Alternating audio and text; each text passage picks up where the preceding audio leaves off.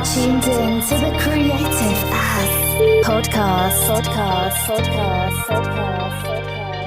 Hey, what's up, everyone? It's Michael Mueller, owner of the M3 Creative Studio, and welcome to the Creative As Fuck podcast, where we talk about everything indie arts and entertainment. I'm joined by Curtis Wyatt, head of television and film for M3 Creative. Also an aspiring actor, director, and writer. Aspiring, that's right, I said aspiring. We also have a super dope guest today. Her name is Heather Parady. What up? She is a serial entrepreneur. How would you premise where you fall in the world of professional creatives? A crazy human. Crazy human. Crazy human. I love that that's even an option now for a career choice. To be a crazy human. Just to be a crazy human. That's all you need on the job Just title. gotta lean in and do it.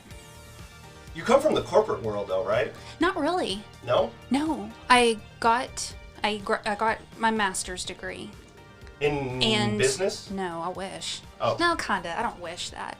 I'm actually glad what I got. I got a psychology because I was going to be a therapist. Oh, that's interesting. But it works. It works just like in the world.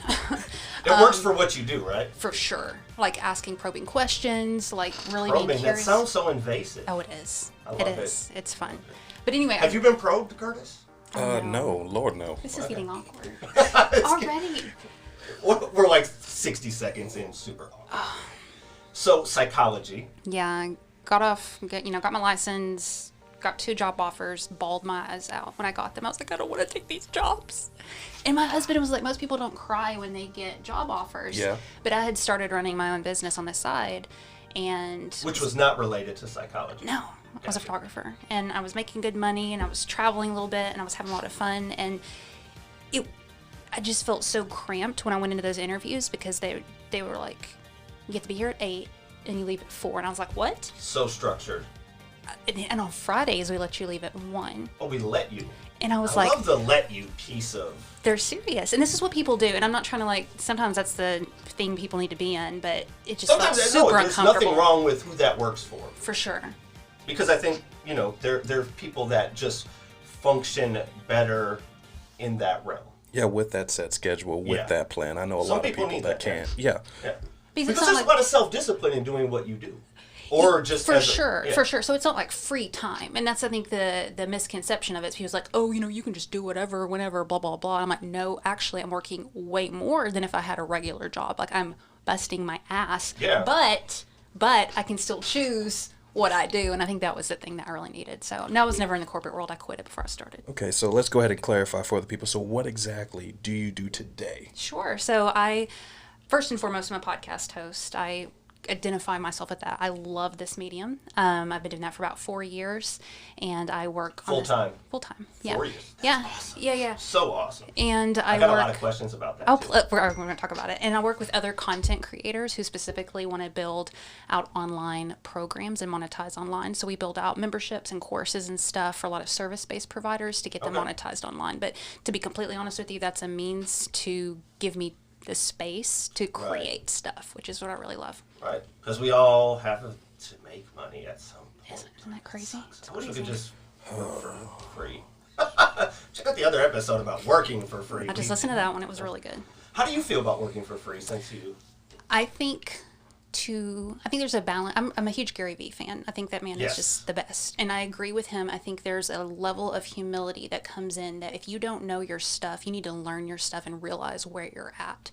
And you need to work your ass off. But then there comes a point. You gotta eat shit for a little bit. For sure. And I think a really good measure is being busy. So when you start to get to a point where you're overwhelmed, I think that's the time that your prices need to go up.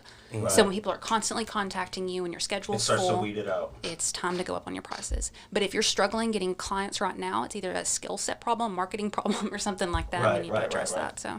So your podcast, Unconventional Leader. Yeah. Or Leaders? Is it Leaders? Leaders. A lot of them. That's the one you've been doing for 4 years? Yes. Almost 500 episodes now. Wow. Yeah. I mean, we only on episode 3.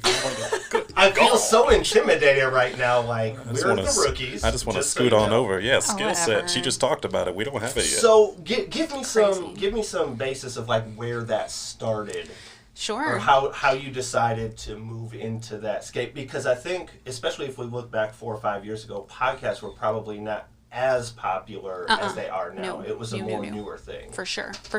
I started when I had the business when I was in school and stuff, and when you get into business, it's like a side thing of getting into personal development and leadership and just trying to better yourself and all that crap. And so I started doing all of that, but I didn't see in the landscape of personal development and leadership, I didn't see a lot of people who looked like me and acted like me. It was a bunch of like corporate middle-aged men and stuff, and I was like, where are the women? Where are the, the different ethnicities and styles and Converse shoes and tattoos? Like, where are these people where are at? the tattoos Come at? on, Yeah, where are the tats? And so I'm like, I just wanted to create a space that represented a more diverse crowd of like what leadership looks like, and also to talking about things outside of corporate, like building your own, business and path and all of that. So anyway, I'm a big believer that if something frustrates you, it's your, job to fix it or to find a solution. Or shut up about it. Shut up about it. Like, exactly. Don't just stand on a soapbox complaining about it. Either fix it, live with it, or... For sure. I feel like it's extremely rare, though, because people will complain about something, but you were like, you know what, screw it. I need to make a lane for this thing that I'm complaining about. Because I feel like a lot of people don't take that next step of like, you know what, I don't see this, but I just don't see this. But you were like, I don't see this. Now, how do I cultivate and make a lane for this thing that I'm not seeing? For sure. So let's talk about that path when you first started. Because, I mean, when you think 500 episodes, that's a lot of episodes. And then just keeping up with the consistency and maintaining that is such an achievement. So, first of all, congratulations for that. You're the Simpsons of podcasts. Like, there it is. The Simpsons. I love that. So, because I'm like, one of the things we struggle, or I don't want to say we, I'm not going to put my whole team under it, but the thing I struggle with is everyone thinks because we're a production and content creation agency that you guys shouldn't have any problem fleshing out content. But the thing for us is consistency, because we're busy. It's a lot of work.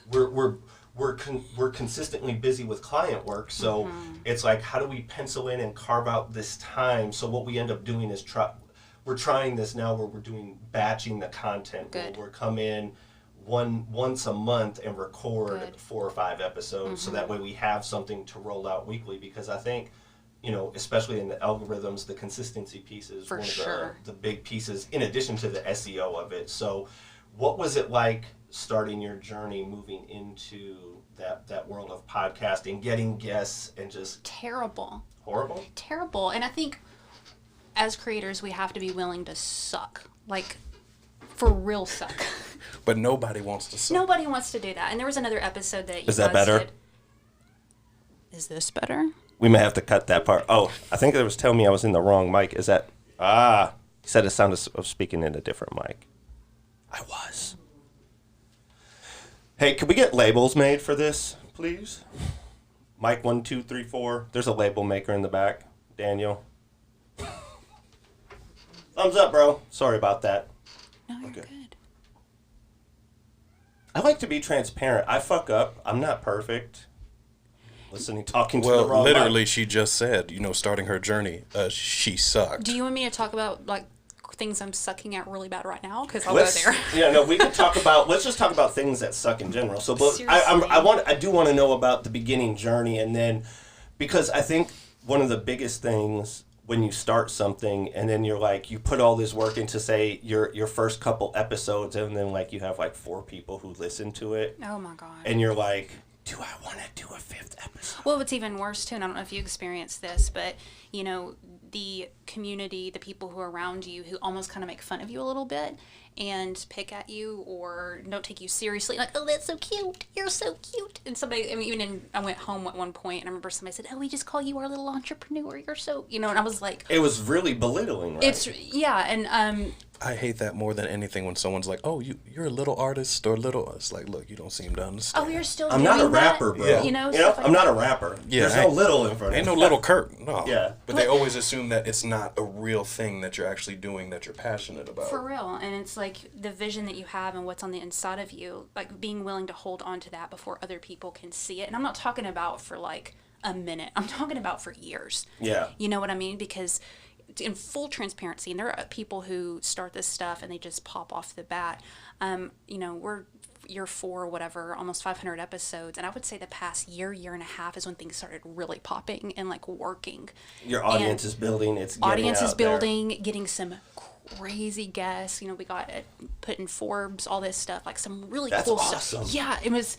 But, and even me saying all of that, it's still not like, oh, things are where I want it to be. How do you get on Forbes Radar? Relationships.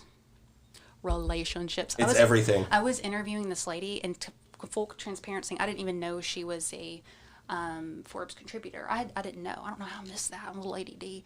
And when it was all over with, we were just chatting or whatever, and she's like, side note, we need to, you know, collaborate on this. And I'm like, thank you, God. So I mean, just crap like that happens. But I mean, it's a super slow thing. One day I feel like I'm on top of the world. The next day I'm like, what the hell am I doing? Are you serious? You're not. I'm not there yet. Are you? Like, dude, let me know when that happens. No. I just assumed with 500 episodes that it had to be instant. And that's not a lot. That's not a lot. I see that as still in my elementary stage, because I look at people like, yes, I'm a successful podcast compared to other podcasts, but that's not my measure. My measure is like, I want to go to the top. One day, I don't care if I'm freaking 60 years old, you're going to see Heather like in her wheelchair in the nursing home with my microphone. Like, I'm going to be doing this. So how do you go about finding your guests for your show? Like, when, at least, I guess, because now I'm assuming 500 shows in, 4 years in, you probably have people contacting you to be a guest on the show, as opposed to where at the beginning you're probably, please be on,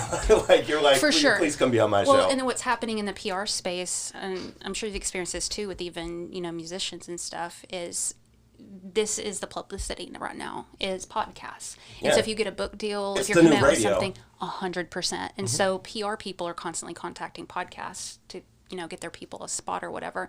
So it's right now, I think the challenge I'm finding is really weeding through and figuring out the right people. And also too, I've had a real strong desire to connect with people that I've already connected with, because then there's another level of energy there that feels a little more, I don't know, we can kind of get to the point a little quicker than, you know, so. Too deep. So let me ask you this, like, say for example, you're considering having a particular guest and you kind of do a little surface dive. Are you gauging if they've had any past press or how well they interact in an interview? Because sometimes, like, I think that's a big thing too, because like if you get somebody that you would think would be interesting, but then it's like they have like one word answers. I mean, like the guest kind of, it makes certain podcasts, because we know that we've seen one that's been done inside here, and the guest just completely fell apart. Awesome, talented person, but when they got inside the room to start to talk, was it because of all the stuff?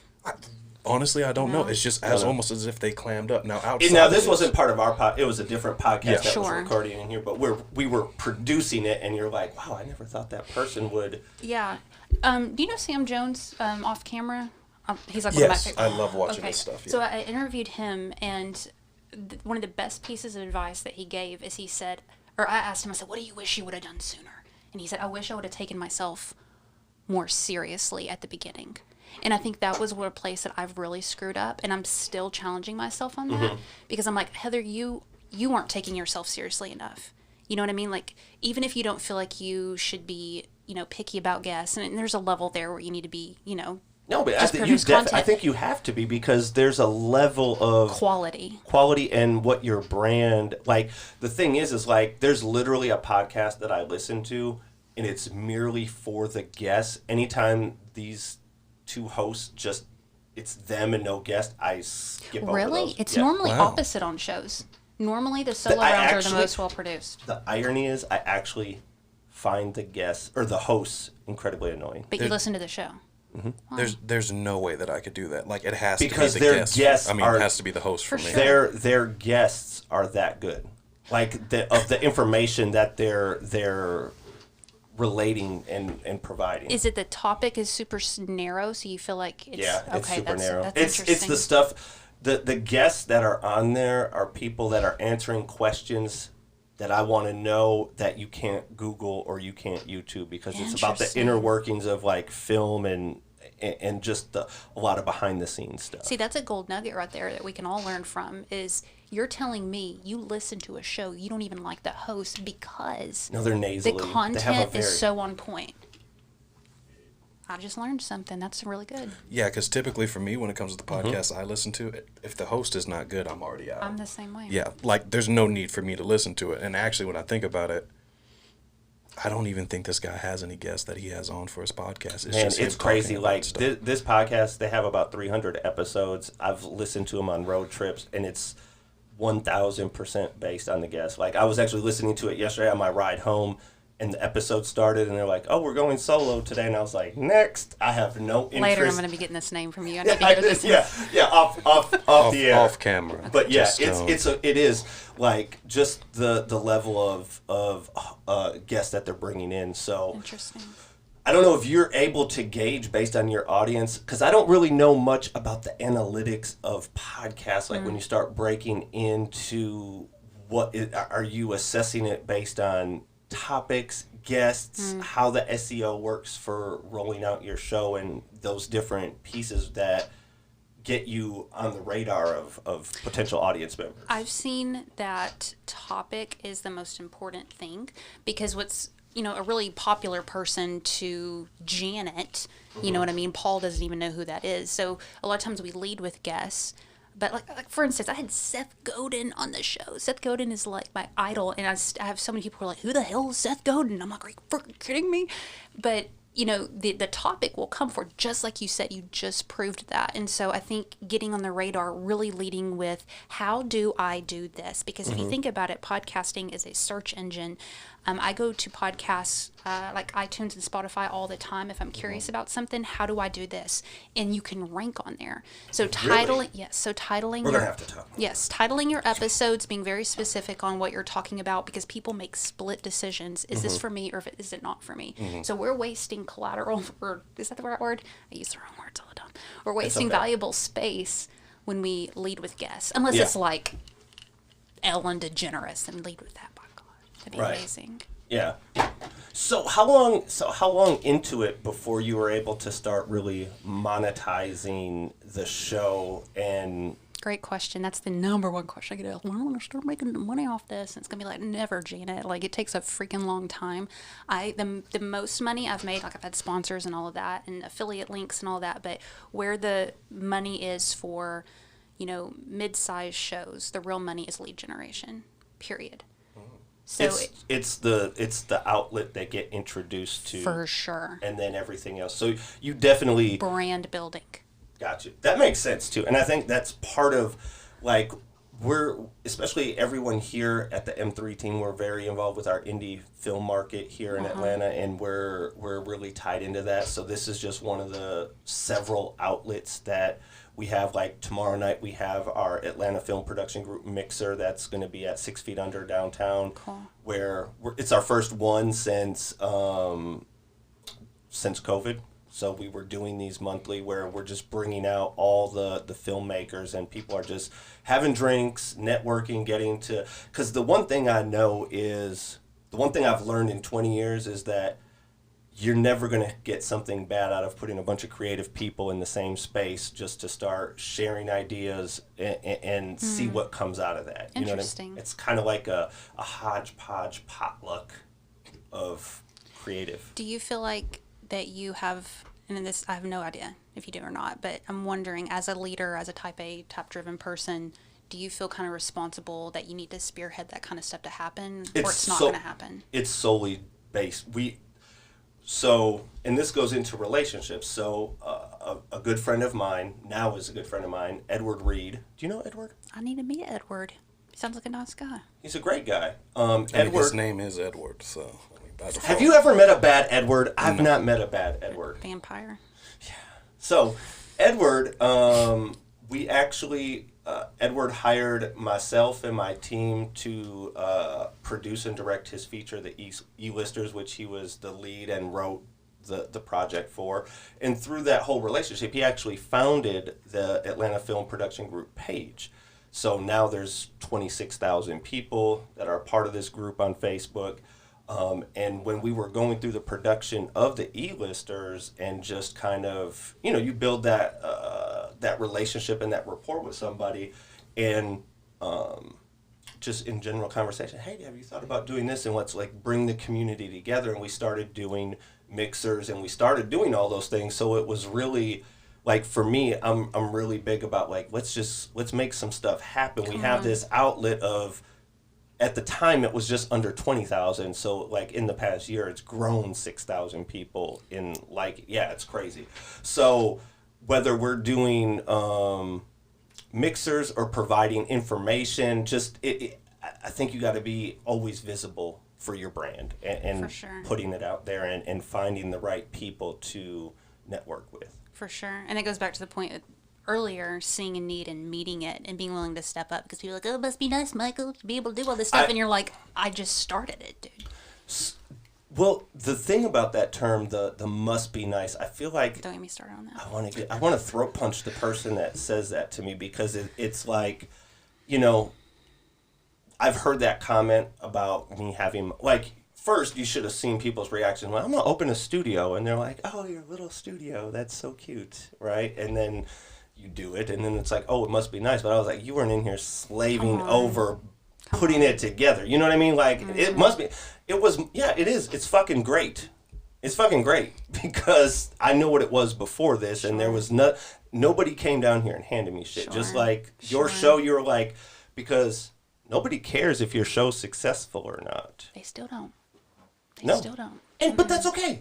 That's okay. They don't have to. I just find it extremely funny because, like, with both of you guys and, like, what I look at and, like, what I see with you guys talking is, like, you guys are on a certain level now where you're getting that must be nice, but it's always funny to see how people don't understand the journey of getting there. And nobody sees nobody that. wants to put in the work. That's the problem. Everybody wants the reward, but they don't want to do anything to reap it. Well, look, being perceived as being successful before you are, I think is the big issue. And I want to like acknowledge like something you said at the workshop about, you know, you were willing to like trade in your car and get a van for visibility and all this stuff. Right. But we want to look like we're more successful than we are. So like putting out work that you know sucks and that you wish could be better. I'm not advocating for staying in that place, but that's what it takes at the beginning. I mean, I'm still not completely satisfied by any means with what I'm putting out and all that. I'm like, oh God, this could be better and this could be better. No, you got to be transparent. You got to be transparent. Right, but we don't want other people to know that, you know, we don't have that many listeners, or that our graphics suck, or we don't have a huge production team or whatever. Like,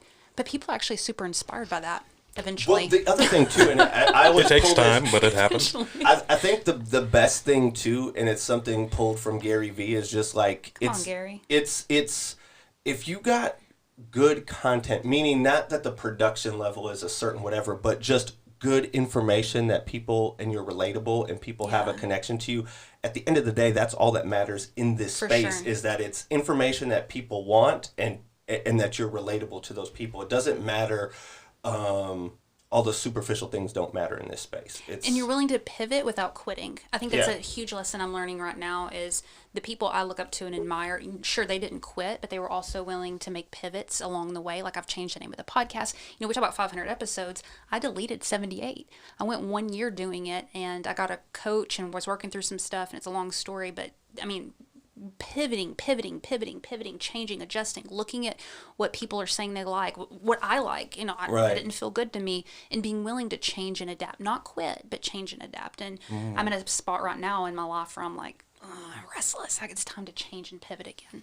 Yeah. So, but still keeping the podcast, but just pivoting into adding to the plate of expanding it. Yeah. Well, Heather, you know what's actually funny is that what I ended up doing before you ended up coming, I was asking a couple people a couple questions, of like checking you out and different stuff. First of all, you have great stuff. Let me go ahead and say that. I like you. How you doing? Girl, you better stop. For goodness, I know you're married. But you have great stuff. And like, it was a female that actually brought it to my attention, because I asked a couple people, you know, hey, we're having this person come in and, you know, check them out, tell me what you think.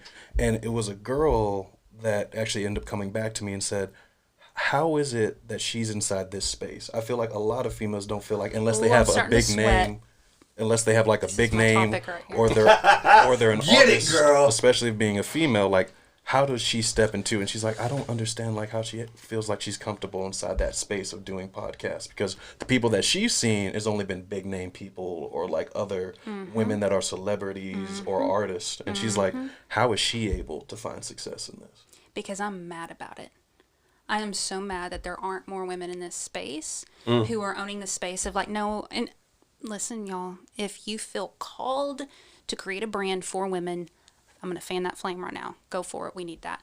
But I don't think there's many women who feel comfortable to say, I'm going to create a brand that's not just for women, It's for men and women, and I'm not going to brand myself as like a female boss babe. You know what I mean? I think because I think you're putting yourself in the corner for a limited audience when you do that. It's not true to me. It's not true to who Heather is. And I think, again, going back to, how do you grow? How do you do this? Really, and not to get too airy-fairy, weird, woo-woo, but like really leaning into what is my voice? I'm Southern. I'm hyper.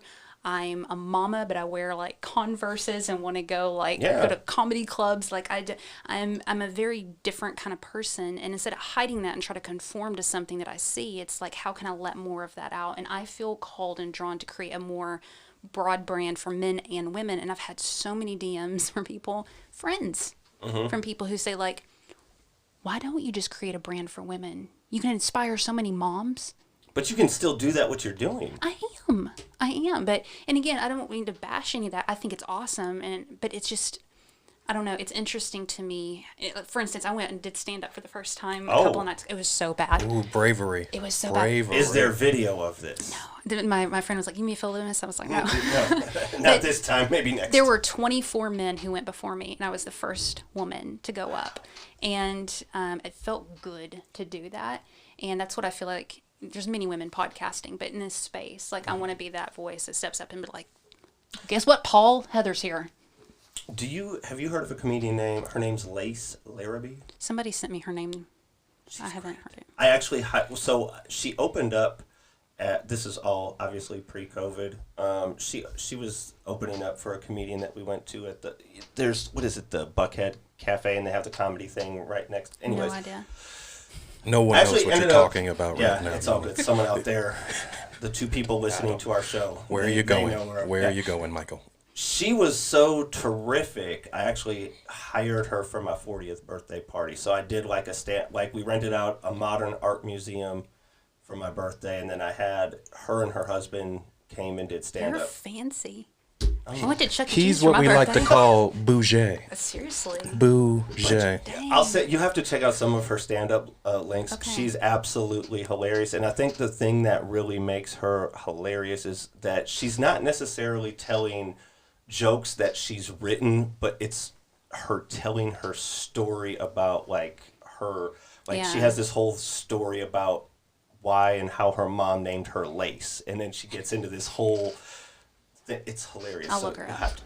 So she's check definitely found her lane in comedy of like what she can. So is that something you're going to keep on the stand-up thing? Is that just a hobby thing? Two things. Number one, I was scared to death to do it, so I was like, I want to do it because I'm scared to do it, and I'm really trying to push. I'm not nervous getting in here and talking and all that. I started acting. That was scary, but I'm not as scared with that anymore. But stand-up, I was like, I could never do that, so I did it. So there's that element. And then the other element is I want to get better at my energy and my humor and connecting with people. And I feel like if there's anything that's going to kind of throw you under the bus with building charisma and learning how to tell a story, it's that crap. Comedy. Yeah. So how many, I know you said there was 24 other people. What was the audience like that you had to get up in front of? Men and my jokes, none of them got. I talked about epidurals. Oh Lord! You didn't get up and you didn't get up and talk about it. I did. Why would you do that? And it was so bad. What possessed? Can we hear the epidural joke? Oh yes, now go ahead. Please. We'll let you have redemption. I should not have told you all this. You started the podcast God. by saying it's okay to suck. So yeah, exactly. I'm trying to be a comedian. So lead by example of sucking. Okay. No. Okay. I'm not going to preference this. This is a badass joke. Here we go. This is my first time doing stand-up comedy, and I haven't done anything. It's actually sit down at the moment, but that's cool. Listen, Paul, in the back. Okay. And the haggler, she's. This is really hard with you. I'm getting in the zone and everything. Okay. Yeah. Wow. This is my first time doing stand-up comedy, and the last time that I've been this terrified was when I gave natural childbirth. But it's kind of, honestly, this is a lot like natural childbirth.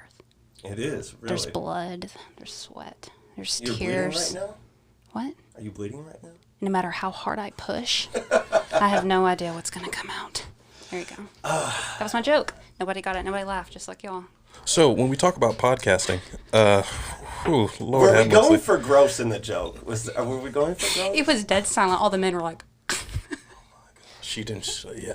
You see, but like you said, one thing that it does take, and I do know a lot of stand-up comedians, that bravery of getting in front of a whole bunch of people that you don't know, and you're supposed to be the entertainment. You're supposed to make me laugh. That assumption's supposed to happen. Yeah. And I can't imagine, because they always say it's different when you're standing up there, because all the eyes are fixated on you while you're looking down.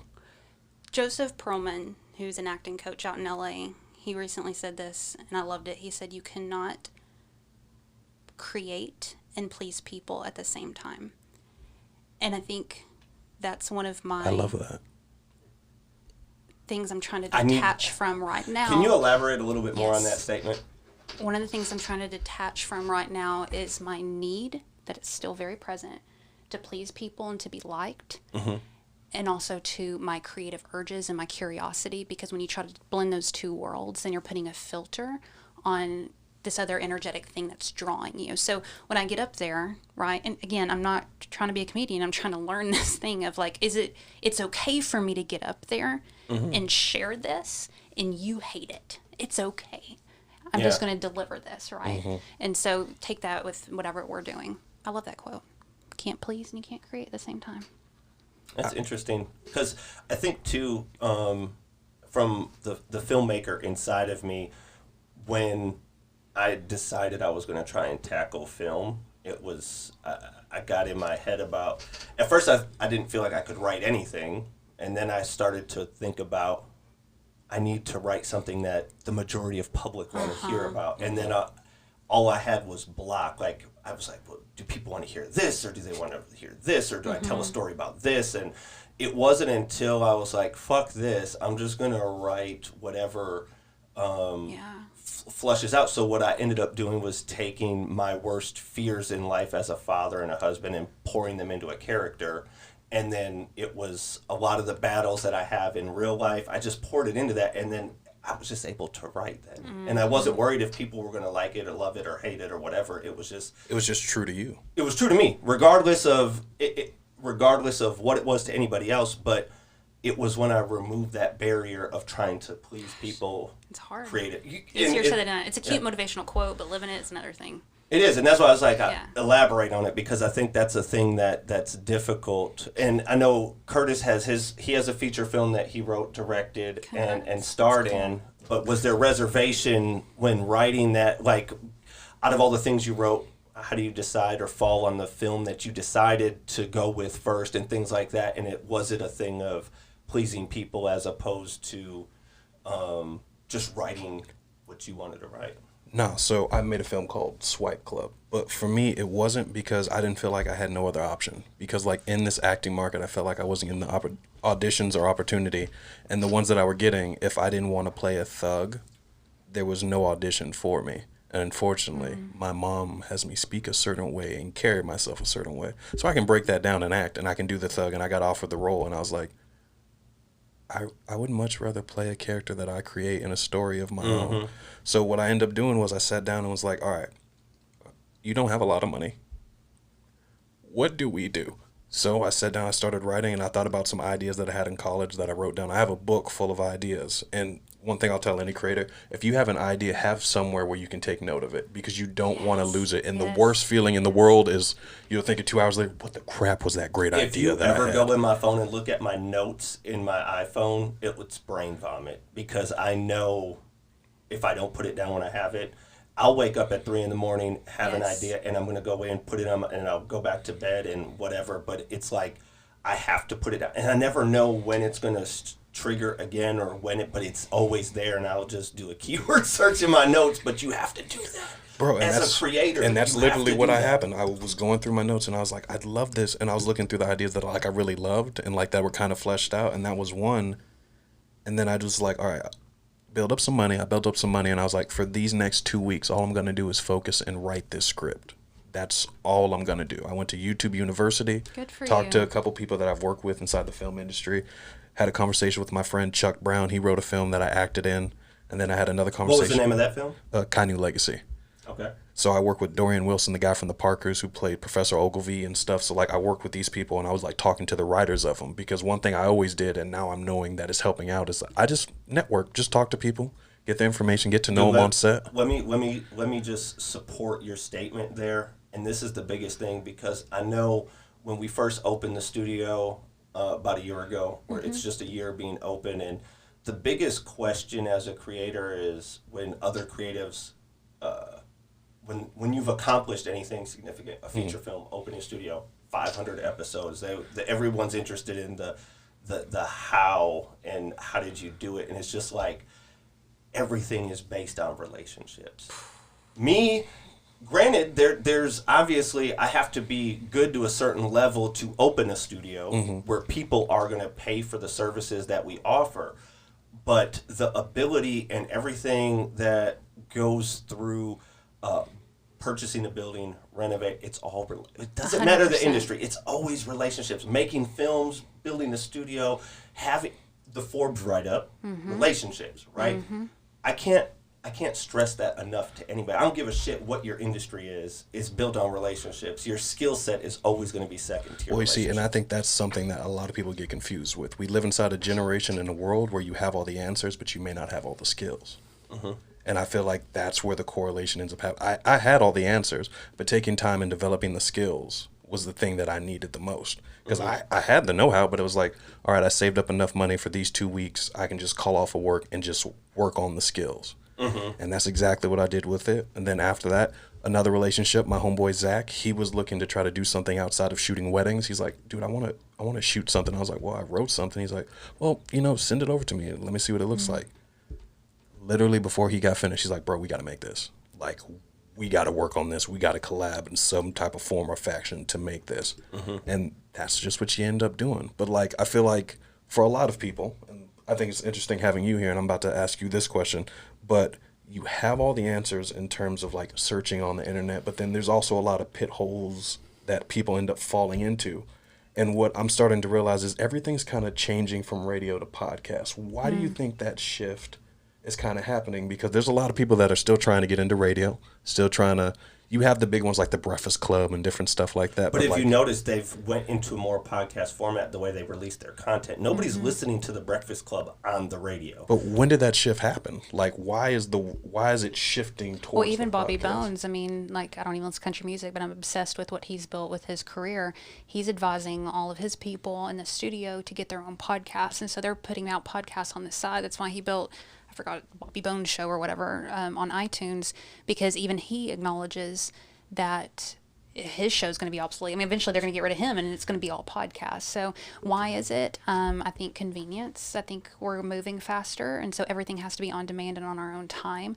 And back to Gary, Uncle G, he talks about, audio, that we're multitasking all the time. So while I'm cleaning the house or doing this or that or working out or whatever, you want to be able to listen to things. So voice is huge. I think technology has eliminated the gatekeepers of saying, come on, thank God. Exactly. So, and this is one of the things that I talk about the most, because, I'm an 80s, 90s baby. Well, 80s baby, teenage years in the 90s. And the thing is like when you would go to high school, there's the 5 or 6 predominant cliques of people or groups, and you're like, well, shit, I don't fit into any of those. So we're just meant to think that we're isolated and alone, but what the internet has done has allowed us to find our niche groups of people. And I think that's where, and then the removal of gatekeepers and people having access to create content allows the niche market groups of people to find stuff that's specific to them. And all of a sudden you're like, fuck, I'm not alone in the world. There's like other weird ass people like me. I just didn't fit in with the weird ass people in high school. You know what I mean? So I think that's a part of the combination of things of how we're finding different ways to connect with people globally that are similar to us, that we may not have been able to, because we may not have had a large portion of those people where we grew up or went to school. Yeah, for sure. So I think that's, it's a lot different. And the irony of it is, in the 90s, if I told my mother, hey, I want to be a professional video game player as a career, right? Like, what do you think that I mean, but now with my 5-year-old, if he's like, Dad, I want to have just a YouTube channel about this, and this is what I want to do like, it's a real conversation. No, it's kind of crazy how the world has kind of shifted, because now jobs that were thought of as just jokes are now legit. Or hobbies or stuff kids do. And Bro, these are legit jobs now that people are making money off of. And a vast majority of them, not to be mean to anybody, is making more money than the person laughing at it. Oh, absolutely. Because I thought it was extremely funny. Everybody started laughing at this kid. Oh, he's playing Fortnite, the video game, and he's made so many millions. And all these newscasts are laughing at him. I'm like, not one of you people have made what he made that one day in a whole year. Doing what they love with no boss. But what's no one determining or telling them, hey, check in at 8, you can leave at 5, and Fridays. Hey, on Fridays, you get to leave at 2. It's a lit Friday. You can wear jeans we're gonna today. need you can leave at 2, but we're going to need you to make them hours up on Monday when you come back, and you can go to lunch from 11:30 to 12:30 type thing. And, that's, there's a scrambling piece, too, and I've noticed this more than ever is, especially here in Georgia, I see a lot of ads. A lot of the universities and colleges have now incorporated some type of film degree or program, and I don't even know if they're thoroughly vetting out these programs, but I can tell you, because of what the internet and technology, people are like, shit, I don't want to go and spend $100,000 on college and then entrepreneur degrees. They're doing all this stuff, but the thing is, it's like we're creating market value on our own and finding an audience, and that's all you really have to do in order to make a living. If you have an audience and there's a way to monetize it. Here's my question to y'all.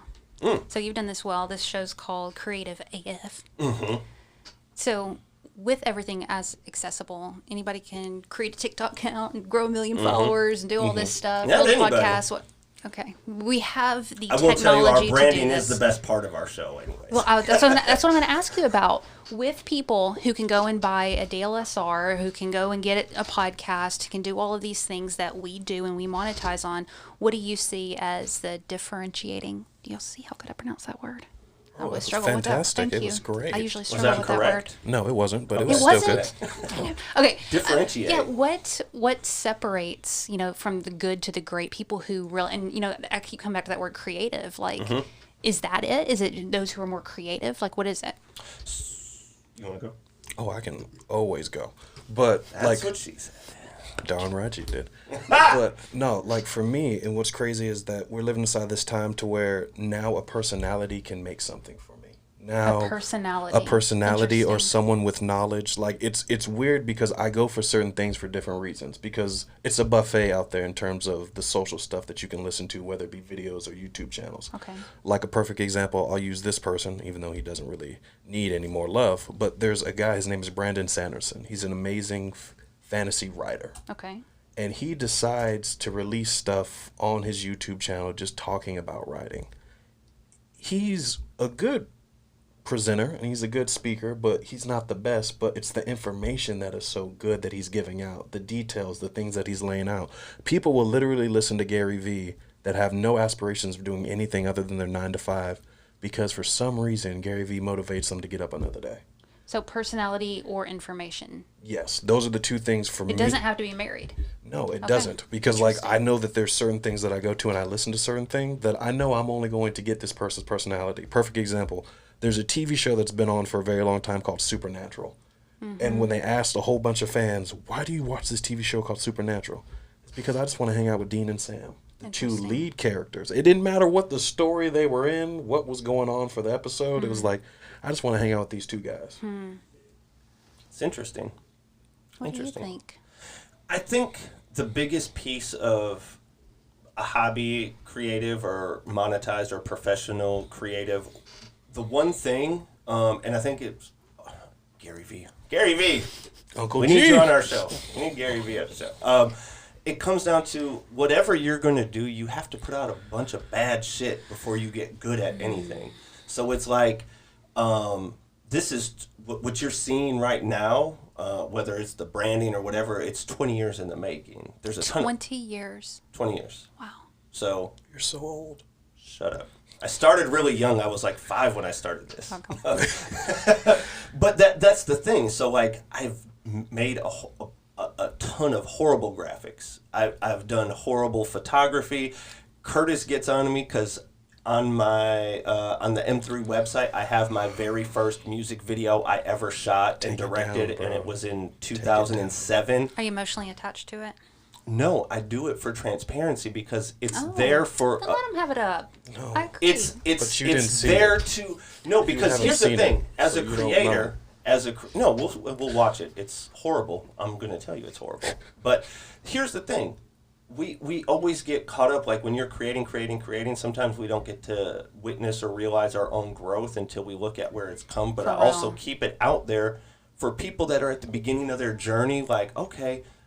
Like now we have these very high-end, polished videos and things that we do, but I didn't start there. Did you say on the website, like, this is one of our very first ones? Yes, it's literally titled my very That's first actually a tactic I use with whenever I'm doing, like, helping people with their shows, is when I very first started, I was so discouraged. I was like, oh, I don't have a mic, I don't have any money, I don't have any connections. And I went to Lewis Howes, who was like my favorite podcaster at the time, and I scrolled all the way back to the very beginning. And thank God that he was humble enough and kind enough, forgot maybe, to not delete his first year. And it was terrible. It was like, and he was a little bit boring, wasn't charismatic. It was terrible. And I was like, this is where he started. Anytime I got discouraged, I went back and looked at some of that. Yeah. So find the people you admire, go back to their original stuff. I mean, you can look at Joe Rogan's first stuff. It was horrible.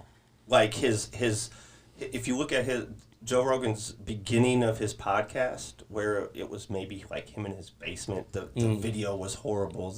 Not to say the content was horrible, but the production value of it was not good. Do you think where he's at is because of his connections? Like, what do you think it is? I will tell you what I think it is. Please do. Oh, great, he has it. Go ahead, Michael. Go ahead and go into one of your deep dives. No, Joe Rogan has this amazing skill set. There's actually tutorials about how he conducts his interviews, and he has this way. Yeah, it's in depth because he's probably the most popular podcast of all. Sure. But if you go, he has this way of connecting with each of his guests, and they're the most random, broad. Like you'll have Elon Musk and Kanye West, and then you just have this wide range of guests, but he finds a way to get these people to open up and discuss things that are not what you see in other interviews. You think that's what it is? Absolutely. That he finds a way to make them comfortable, and he opens up and becomes vulnerable with them, so then they feel like they can share information, and they just have these broad conversations that the interview that he has with that person, they could be on a press junket doing interviews for whatever it is that they're talking about, but the best interview is going to be his. And he doesn't have a time frame. It's just, if it's good conversation, we'll talk about it for 3 hours. See, I'm about to give my answer, and then I definitely want to hear what Heather has. I want to hear what the queen of podcasts has to say. But there it is. Now you got to own it. But the thing for me that always makes me laugh about Joe Rogan is that I think his personality shows the most when he's in his podcast. Not in his stand-up, not in any of the other things that he does, but it's just the environment that he creates for anybody to come in there. He's unrestricted. You feel safe. Like there's nothing that you can't talk about. There's nothing that you can't touch. And I think that's the thing of him doing it over a long period of time, of just being comfortable and being like, you know what? I'm just going to talk about this. Yeah. And this is just what it's going to be. And if you're cool with that, let's go ahead and go on that ride. Or some of the times, and when I've watched him, like the guest ends up leading it because they end up going into a story. And instead of taking back or trying to go back on topic, he's like, well, then what happened after that? Yeah, and I think you would appreciate it. There's a psychology breakdown tutorial about how he interviews people. You know what I'm going to be doing later. I know, that's why I said because of your degree in psychology, you would probably enjoy looking at. And when they break it down, you're like, shit. But he's just so smooth with it, you just don't even think about it.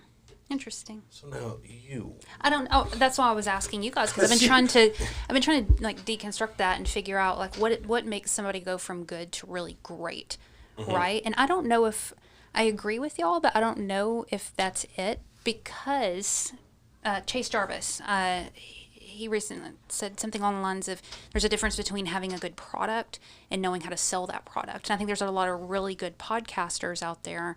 They're maybe not Joe Rogan level, but also too, we have to learn how to because it's a business. We still have to figure out how to distribute our episodes, how to build strategic collaborations and all of that stuff. So there is a business element to it where I'm not sure, maybe y'all are right, I'm not sure talent alone will get you there. No, I think his connections and his network, because of over the years of working on it and trying to build it, of where he is now, the man's been in the industry for a very long time. Yeah. Yeah, because I mean, he was doing Fear Factor. And he's doing stand-up Fear Factor, UFC. But when you're on one of the most popular shows, and like when that show was out, bro, everybody was watching it. So in the same sense, you know, to his credit, like, you know, it's easy for us to be like, oh, it must be nice, Joe. You know what I mean? But you'll never hear me say that. You know what I'm saying? Yeah. Like, there is some other elements there. It's just interesting, and I know that everybody's path's different. I was just curious what y'all thought. Because he maximized on that, because like that's the other thing. Someone has to know how to like, I think the people that are a great podcast host, I don't think it's something that someone becomes great. I think it's always instilled within them. It's just how it gets unlocked. I don't think there's like a magic recipe of someone being great at something. It's something that's in someone already. Because the thing is like, if I'm not a good people person and I'm not a talker, podcasting is probably not going to be a good fit for me, because you have to want to be able to conversate and talk and whatever the subject matter is, but there has to be a connectivity, and then, you know, having a way to identify or connect with your audience. For sure. Do you believe that it's time? Because I'm going to use like what she said. She was talking a little bit earlier about doing stand-up and how it is a thing of doing that. But like the greatest stand-up to me personally is Dave Chappelle. But this man's been in there for a very long time doing it. The shit. But like he'll literally go up on stage and just have conversations with people and make jokes. And like I've seen one of his sets that he's done inside LA of just being there. Visited LA, came to this comedy club my friend invited me to, and he was up there. And what's funny is he had no set. He was just up there talking, and the conversation started, and he turned stuff into jokes. It turned into a comedy set, but it started from a conversation. And it's like, is that something over time that you develop, or is that something that you have to have? I think it's case by case. Like for Dave Chappelle, I think he's not like a joke teller. He's a funny storyteller that happens to have punchlines that fall like a joke, as opposed to someone that gets up and does a show and has particular jokes.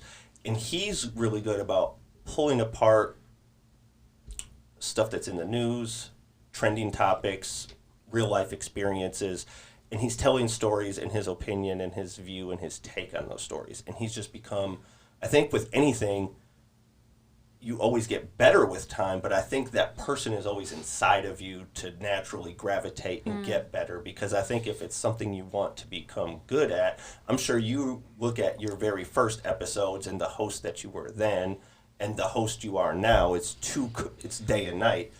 And then another 500 episodes, you're going to probably be... Hopefully. No, you will. It's just you have to speak it. You got to manifest it, right? So another 500 episodes, you're probably going to become even more polished, and it's more like, okay, you know, becoming better is just doing it. It's the same thing in any craft, whether it's photography, filmmaking, podcasting. It's like you have to work on your craft daily. There's not a way around that. You don't become good just putting in 5 hours, you know, every couple of weeks on doing something. Yeah. So now I have a question for you, Heather. We've talking about all the stuff of putting in time. So when you're an entrepreneur and you're working on your business, how do you... I love this question already, Mike. How do you balance the work, creativity life, side? creative, hobby, balance? This is me. I don't really have lines because it's impossible for me to separate my identity and who I am away from like the work that I do. And I know that's a super unpopular thing to say because it sounds like I'm like hustle culture and all of that. But yes, it's important to take time off and all of that 100%. But also too, I don't see the reason I do what I do is because I didn't want to have a job. You know what I mean? And even though it's still structured like a quote normal job, I don't see it like from an identification standpoint as my work versus not. And that's been a lot of, my husband's thebomb.com, like he's amazing, patient person. That's a big piece of it, though, is your significant other has to be able, they have to be on board. Well, and we weren't for a long time because he didn't get that. He was like, you know, I don't understand why you work so much and all this. And yeah, I did work a lot, but I'm like, okay, for me to get to where I want to go, there's that piece. But the other element is I genuinely want to do this. Like, I love what I do. Now, is it fun all the time? Hell no. I would say 95% of the time it's not fun. But I have a vision. It's the time you're having the conversation. I have a vision. And it's like, so the balance piece, it's like I have a hard time with that question because I don't have different identities with that. Now, granted, when I started having kids and stuff, and I was like, man, I want them to feel loved. That was when I started putting things into question of like undivided attention. You know what I mean? Mm-hmm. So it's hard. I'm messy with it. But I think, I don't know. Can I say that? Yeah. I think that's fair. I think that's honest. Yeah. I don't think you should answer something if you don't really have that piece figured out, which is, I know at the beginning we talked about, or we were going to get into the things you still struggle with now. So obviously that seems like it's still. Well, I feel, you know, there's a narrative around, and this may be placed on myself, but there is a narrative around being a woman and a mom, because I've had, you know, people in my family, you know, say, you could do this later.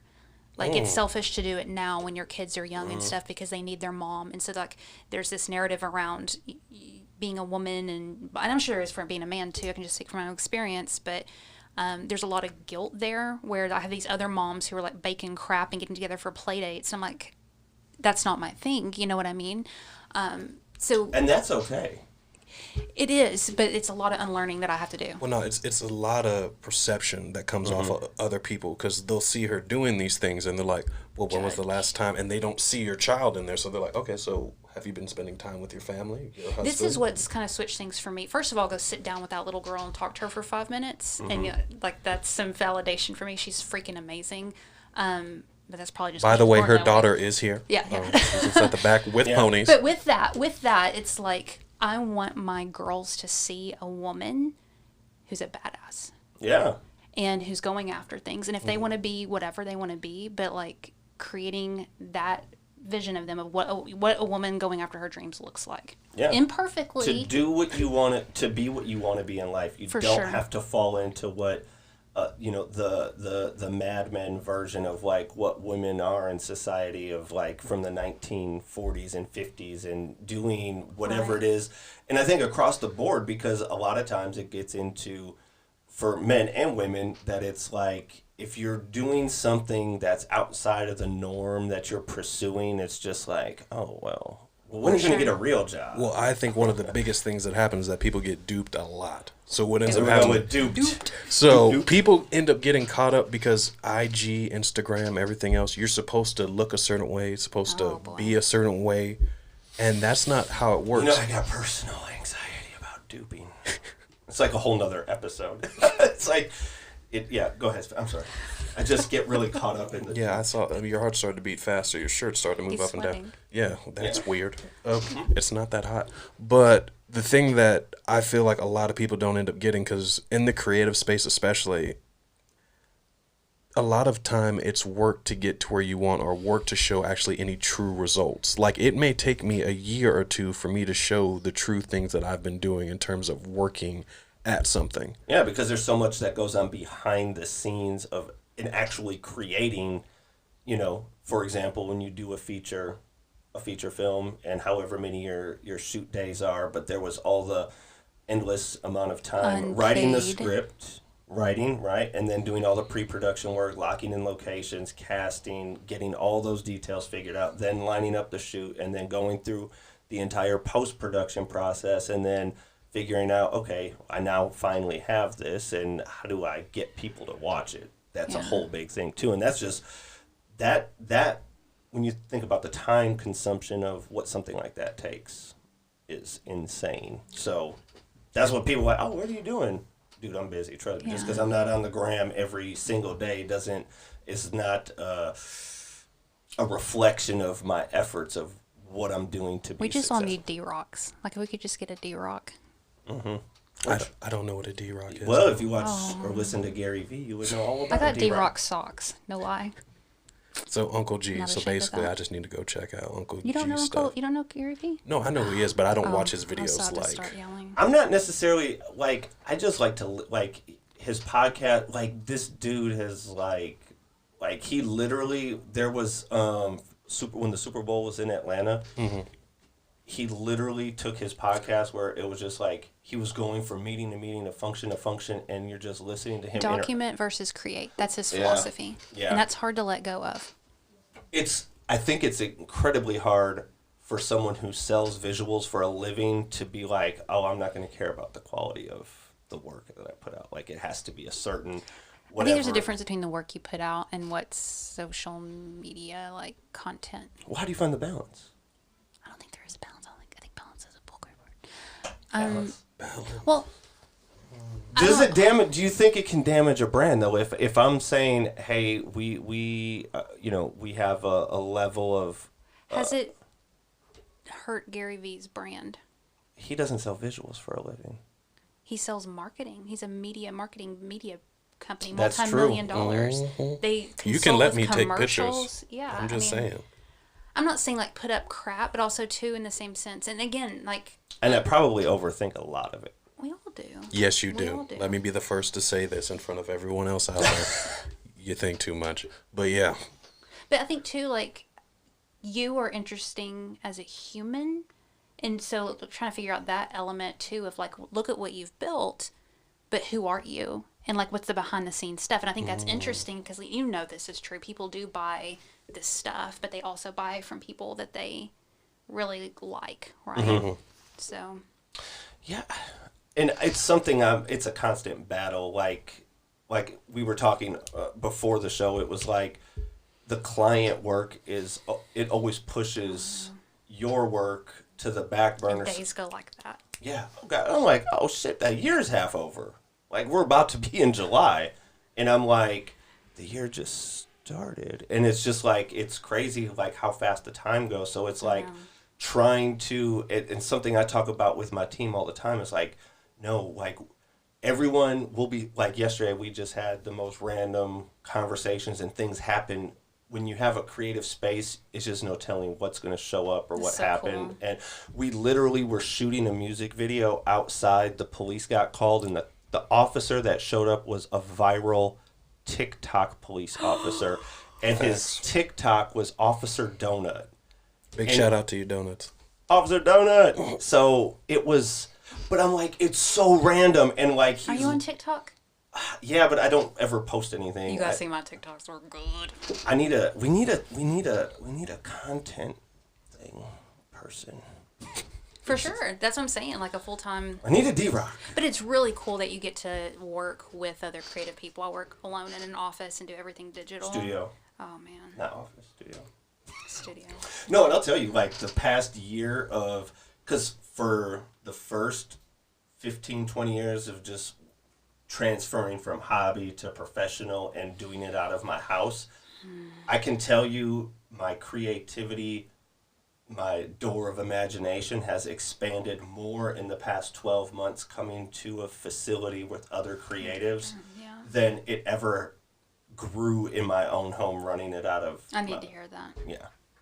It's life-changing. I keep telling it myself, and it's a lie and an excuse. I have a lot of those, but that it's a broader reach because, you know, I can talk to anybody in the world, but also, too, it's like creatively and energetically. Just You have to find a way to...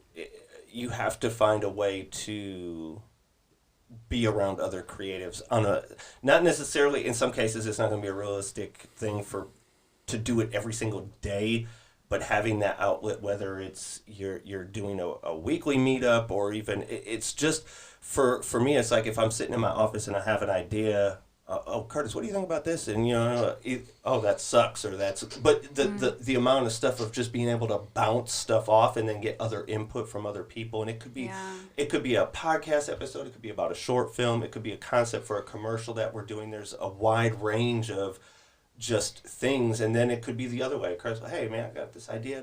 And like we're just always ideas are just runneth over in this space.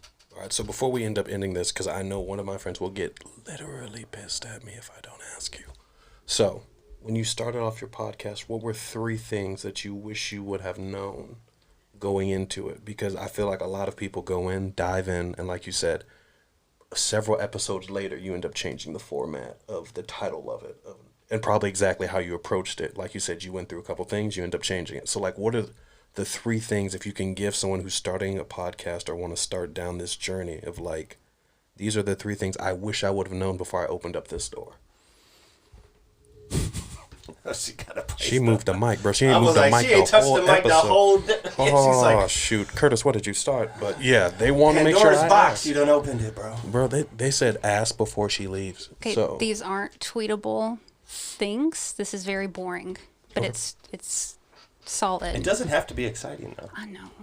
I like being exciting, though. Just put some twang, some country twang on it. Yeah. Number 1, I would say that being very clear in your title, that's why I like your new title a lot, and your episode titles is very important because people don't, again, attention is like that, and you've got to be very crystal clear what you're about, who you're for, etc. So don't be clever, be blunt and specific. Okay? Don't be That's clever, hard. be clear. Be clear, very, very clear in your title, your images, the title of your podcast, etc. The other thing that I wish I would have known is that this takes a lot longer and you don't need to think about monetizing off the bat. You don't. Oh. Everybody's like, I want to monetize. You're already lost. I honestly believe... You have to do it out of a passion. You have to do it out of a passion, but this is more of a brand building thing. You have to be at hundreds of thousands of downloads for you to be able to pull in some okay money, right? And it takes a minute to get to that point. So the best thing for you to do for monetizing... Like 500 episodes minute. Is to use this as a brand building thing and use it eventually to draw people to your own offerings. Okay, so that's the second boring piece of advice that's still true. Does that get into, just before you get into that third one, because I know you're talking about don't be clever, be clear. Is that also getting into how you do your SEO and how people are able to? Yes. So can you just a little bit into that piece? Because I think that's a big piece for people when you have this great content, but it's like, okay, how do I become searchable, or how can people find it? This hurts my feelings a lot. I don't like this answer, but we're too broad. Like, most people come to me and they're like, I'm going to have a show about mindset. And I'm like, well, you're going to fail. You know what I mean? When you're Joe Rogan, you can talk about whatever the crap you want to talk about. But with really any kind of content, we have to go in super narrow and build a foundation before we start expanding. And you can talk about mindset and blah, blah, blah, blah, blah on your show. But when it comes to like your titles, one of you said that, you get the core and the meat of something that you're wanting to learn about. And if you think about from a searchability standpoint, how are people going to find your show? And if you're depending on your social media, you've already lost, because social media, you have this party going on, and so you're advertising to people at your party. How are we going to go to the other parties? So we have to either do collaborations with other people. Your guests are not going to share your episode. Get that out there. If they do, that's a bonus. But you cannot put your success on your guests' back. That's interesting. So have you had... Yeah, that's one of the biggest complaints with podcasters. They're like, I did all these graphics and all this stuff, and Janet won't share it. And I'm like, first of all, I'm sorry. Is Janet the new Karen? Janet is my Karen. Janet and Paul. I hate them. They're a couple. They are. Oh, yeah. But they're... Just get over it. When people share my episode, I'm like, thank you, that was really kind, but I don't expect it, because honestly, it's not their responsibility and their job. And we're putting our success in somebody else's pocket, and I don't have time for that. So that's point number 3, but I have a point number 4 too.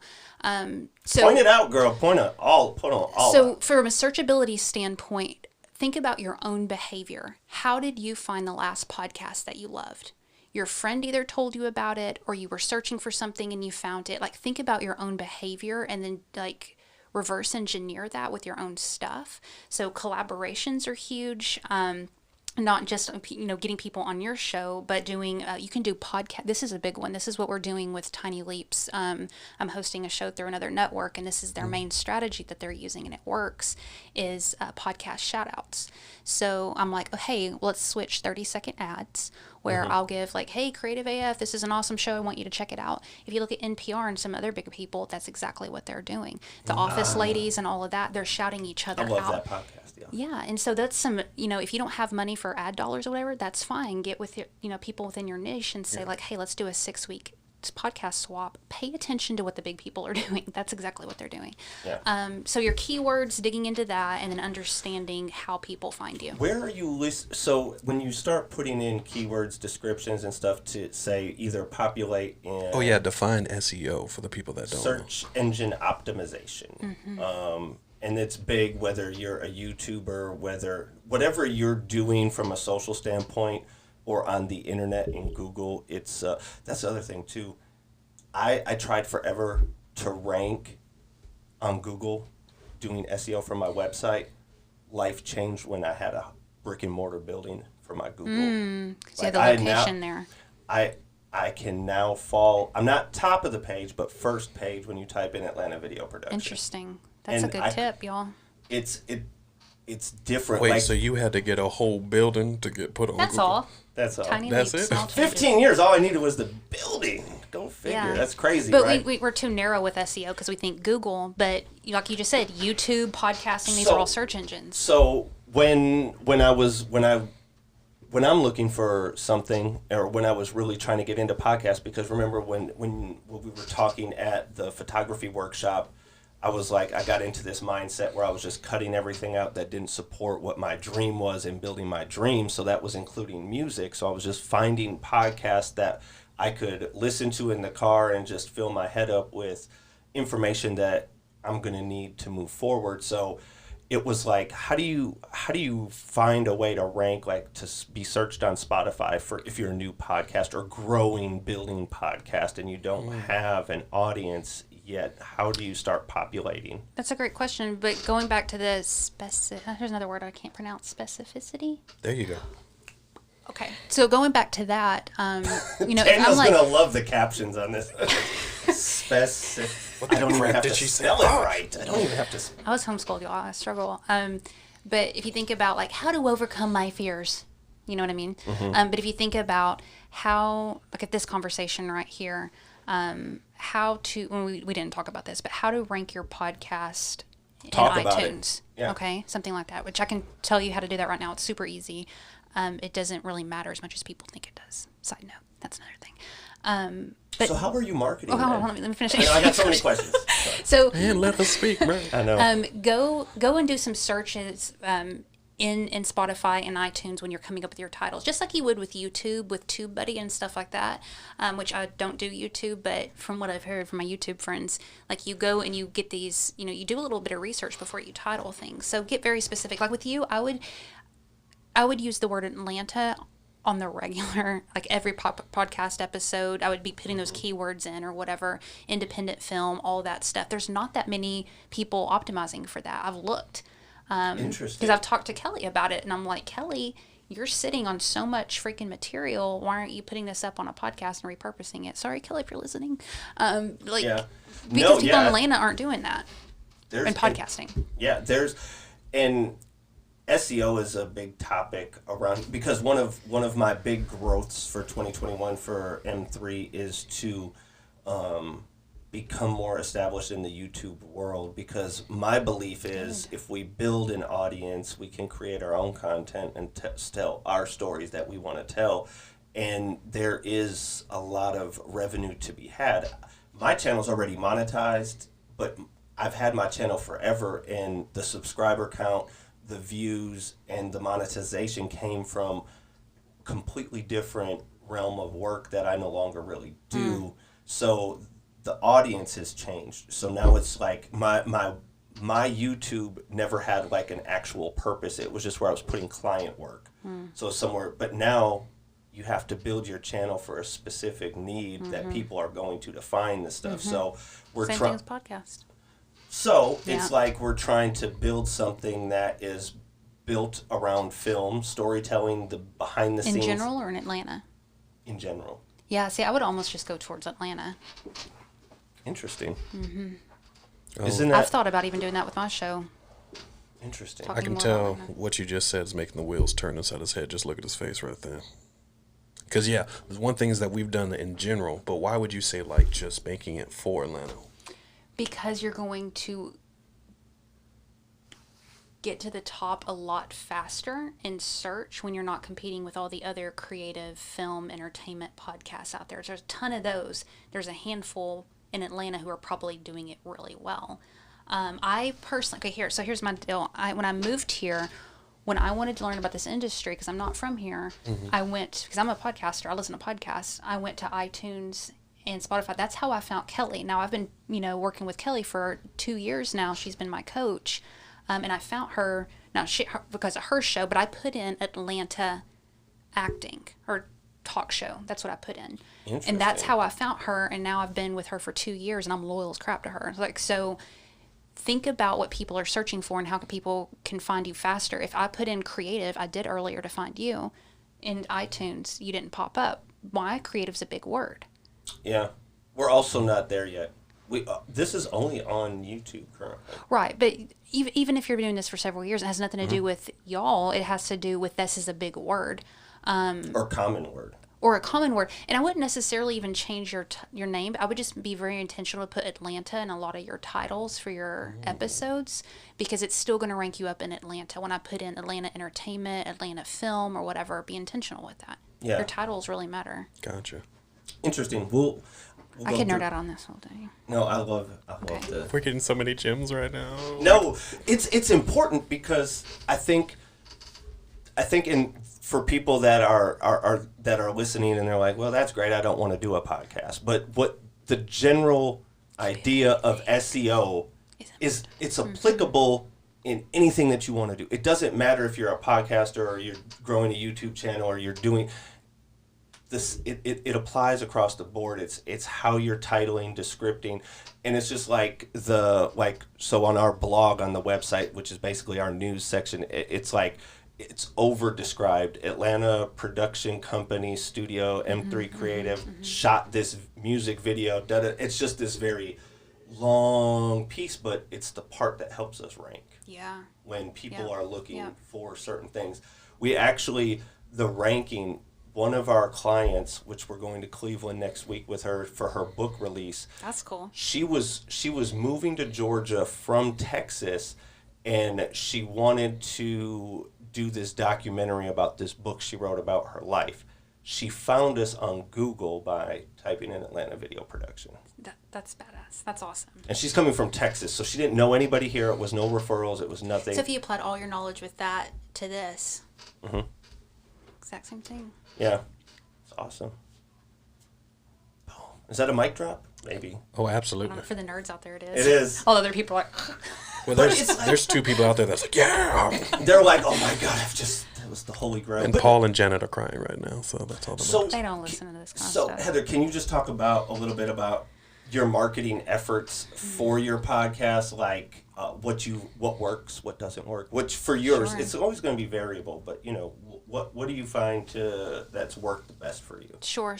I think the swaps and guesting that's the best way to get your show found, is get on other shows. Everybody knows that though. So as we talked about earlier, there's so many hosts right now who are just like flooded with requests. So going in for an ask to be like, hey, can you guys be on your podcast? A great idea, especially if you're just starting off, is to suggest swaps. So I'll come on your show, you'll come on my show, or whatever. I can't tell you how the difference in other shows that I've worked with, because I've seen the back end of a lot of shows. When people start doing that, that's when they start popping. So being a guest on as many shows as you can is it hard to get a guest spot? Like, build a relation. I mean, with I don't think so, because you have something to kind of show what you've created, and I think if you reach out to other people in your industry, like, they're going to be super pumped for that. I think I'm sure you get this too. People just like voicemailing you, and they're in a completely different industry, and they're like, hey, when am I coming on your show or whatever? And like, be gracious. People who do this, who are taking it seriously, they're very serious about it. So put in a little bit of homework. Well, we get a lot of that, oh man, when are you going to put me in a movie? Like, that's not how that works. That's not how that works. At all. So be respectful, generous. Have you taken an acting class? Yeah, exactly. So just be freaking smart with that. But guesting, doing the swaps is great. There's one other thing that we did. I think, so ranking on iTunes, any kind of concentrated traffic that you can do. So doing promos. So like, if you can quarterly do some like concentrated effort where you're getting people to, everybody to hit subscribe or to leave you a rating or review, that concentrated traffic, kind of like treating it like a launch or release constantly, because a lot of times we launch our show and then it's just like this, as opposed to creating events and promos and things to really start pushing it out. Greg Clunas, who is over the Tiny Leaps Network, the other people I work with, he's brilliant. And it's annoying. He knows so much about podcasting. I hate those people that just know everything and they're just naturally good. I've learned so much through him. I'm grateful for him. Ugh. But anyways, his philosophy is sparkology. So he, works with podcasts to get sparks constantly. So how can I create that? People... Your show, and that's back to the Joe Rogan thing. You may be amazing, but if you're not treating it like a launch constantly and trying to generate that traffic, it's going to be hard for people to find you and for you to grow. Did that answer your question? Yes, it did. It's a lot of grind and grit. And I guess I'm always the deep dive guy, so I'm like, what is that grind and grit that what are some ways people can cause a spark? To the end of the rest of the year, we have 6 months left, guest on 50 shows.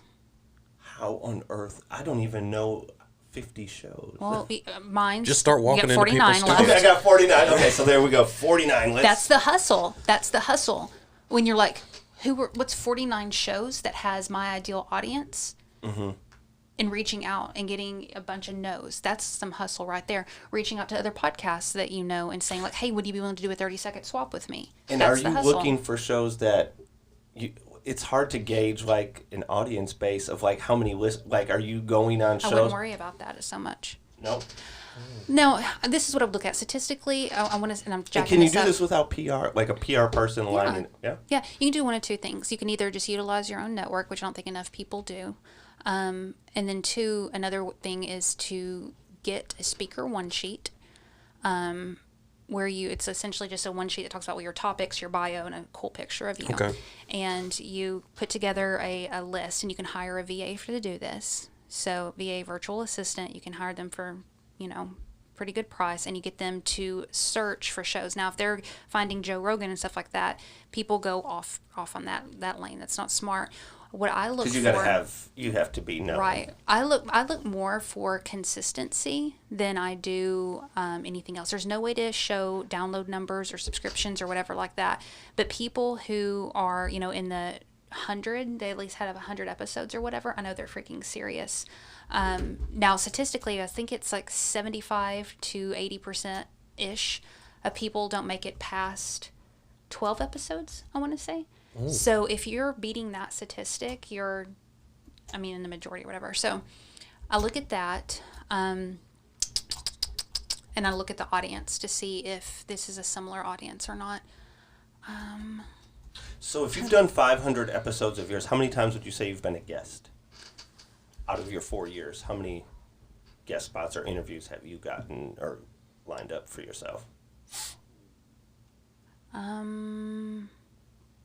Roughly 30 or 40. So it's a tough thing. No. Or you just... I don't put as much time in that. I do more swaps, like gotcha. Lives and stuff. Okay. Where do you retain most of your audience? Is it coming from iTunes? Is it coming from Spotify? Is it coming from iTunes? That's your biggest. Yeah, and even the other show too, because I was kind of curious if it was just UL, but then when I started working with this other show, theirs is iTunes as well. It's another interesting thing. One of the biggest shows that I've worked with that's very, very niche, like if you were to look at their ratings, you would never know that they were getting like tens of thousands because they have like 20 reviews or something. Mm-hmm. So that's another measure that a lot of people think like, oh, ratings and reviews. that can help boost you up in iTunes. But back to the iTunes thing, you rank in iTunes through concentrated traffic. So if you reached out to 35 of your friends right now and said, hey, subscribe to Creative AF and leave us a review in a 24-hour period, you're going to hit the top charts of iTunes. Now, that doesn't mean a lot for downloads. Mm-hmm. People think that because when's the last time you went to iTunes searching for a podcast to listen to? I haven't. Okay. It's probably been a year. But that was... Right, and it's a 24-hour... So it's only for that specific moment. I have a Galaxy, so I never have to worry about going to iTunes. You know what I'm saying? Like, people don't really do that. Absolutely. But the cool thing with it is when you rank once, you can say you're a top-ranked show. Interesting. So that helps with your marketing a little bit. Interesting. Yeah, and I think I've definitely tried to... I'm definitely conscious of trying to utilize my resources and network, and I think I put a lot of... Like, when I was really working on the Dream Supply piece of things, it was like I was very focused on the guests and the topics because I felt like topic matter for these types of episodes are always going to be the most important hook for this type of thing is having a topic matter and good information that people are going to want to know about. It was like I repurposed just the audio that I did for one of my good friends, Rich, who is a DJ in the Atlanta strip club scene, right? And it's just audio, it's just an audio podcast. And the thing is that I repurposed it. I put it out on my YouTube channel with just a good thumbnail and literally within a week had over 500 listens. From his? Mm-hmm. How come? What do you think that was? Topic. Mm-hmm. Atlanta's the capital of strip clubs in the entire world, not just in America. So thumbnail, SEO, description, and it was literally 5. And this was something that I put out. It's out on Spotify and iTunes, and it did well. It didn't do that well, but it was... I think it would made a big difference. I've seen it over and over again. Topic, title. Mm-hmm. Yep. Mm-hmm. And I think that's what we're trying to drive. Like we have a long topic list for episodes for Creative AF, and I think that's going to be the thing that brings people in, and then hopefully they stick around. I'm telling you what, if you put in the word Atlanta in all of that with everything in 1 year, it's going to be nuts. I will do that. I remember this. I'm not against it. Because I swear I've been out running, because I'm a runner, trying to find Atlanta in iTunes and Spotify, and the stuff that's pulling up isn't that great, or it's just a handful. So y'all will... That's right. Interesting. Atlanta, we just premise everything as Atlanta, You're right? darn right. Don't keyword stuff because iTunes will penalize you for that. Don't put Atlanta in the same spot every time. I mean, you know this with SEO. Yeah. Just being cautious of that. You like that jam? Oh, it's the jam. I wasn't ready. You should have told me. Oh, no, I like to catch people off guard. I love this record. So, Heather, where can people find you? What's the best way for them to check out your podcast, Unconventional Leaders, and, all things Heather Parady? Where can they It's Unconventional Leaders. It's at Heather Parady everywhere. I'm really digging TikTok right now, so if you're weird... What's your handle on TikTok? Heather Parady. Everywhere. It's with 2 A's, though. It's not Pardy. Like, he was looking up the wrong Heather Parady. You don't have to tell her. It is still like a joke. I get that all the time. Okay. I get that all the time. That's why I wish I was a comedian, because can you imagine having Heather Parady as your name? It's perfect. Perfect. Is it? Yes. Parody? With this accent? Oh, yeah, I got it.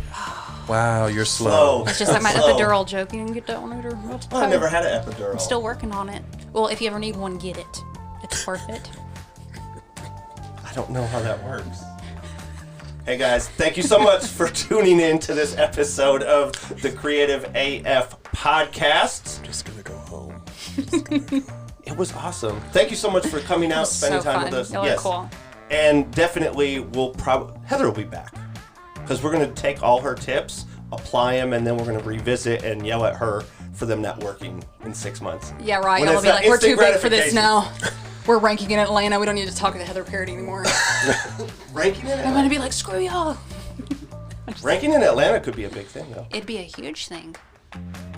Sexual seduction.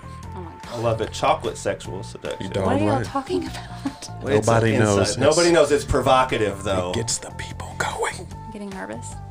Okay, guys, we're out of here. Ciao. Powered by M3 Creative.